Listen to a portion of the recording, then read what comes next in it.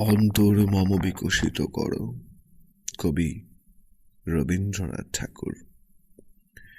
অন্তর মম বিকশিত করো, অন্তর তরে হে, নির্মল করো, উজ্জ্বল করো, সুন্দর করো হে।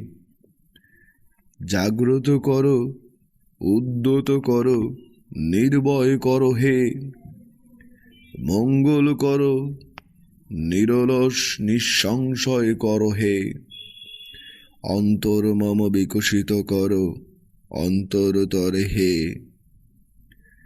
যুক্ত করো হে সবার সঙ্গে, মুক্ত করো হে বন্ধ, সঞ্চার করো সকল মর্মে, শান্ত তোমার ছন্দ।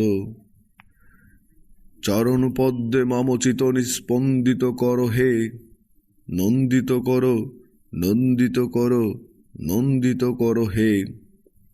অন্তর মম বিকশিত করো, অন্তরতর হে। কবিতাটি কবি রবীন্দ্রনাথ ঠাকুর লিখেছেন 27 অগ্রহায়ণ 1314। কাব্যগ্রন্থ গীতাঞ্জলি।